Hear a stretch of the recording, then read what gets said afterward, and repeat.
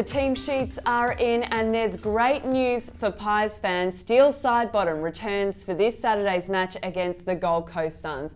We have a big show in store for you, including an interview with the Star Magpie himself. We'll also hear from Alan Toung about his latest injury. And Balme, we welcome back some familiar faces into the side. Yeah, it's very good news. As we've said, Steele Sidebottom comes back into the side, which is great news, and along with him will be Alex Fasolo.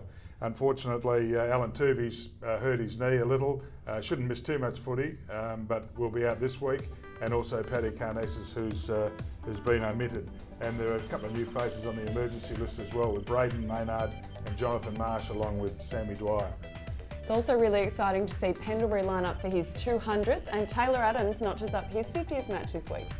Yeah, it's always it's very important that you get some kind of result around these, and with a 200 game like Pendles, it's a very important game, and with Taylor 50 as well, they both got very big roles to play, and let's hope it's with a win.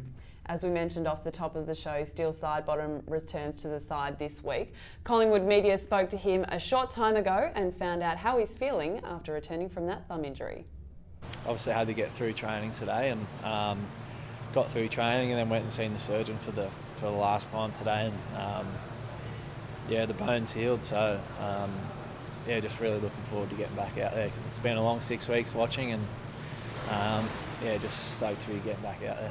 Well, originally said I'd be touch and go this week, but yeah, obviously just trying to get through training today, and there's a few contests there. It really sort of tested it out, and it held up all right. So yeah, it was made pretty much after I went and seen the surgeon, so probably only a couple of hours ago now. So.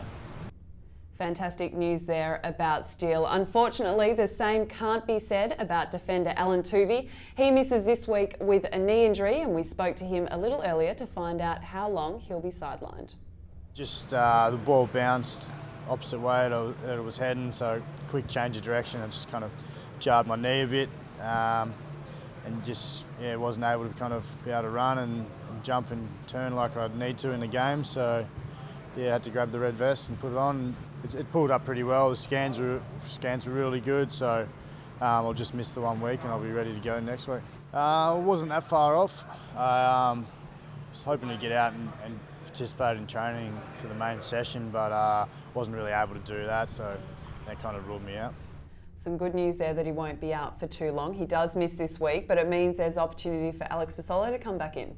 Yeah, good news. I think Faz, who is a very, very talented player, and he had a fantastic pre-season, got himself really fit and in the right kind of place to have a very good season. His form dropped off a bit over a few weeks, and he was sort of battling with a little bit, and he found himself back in the VFL, but a very strong focus on playing his role and really making sure that he did his bit for the rest of the team and what was going on, rather than being so focused on just what he does. It's seen a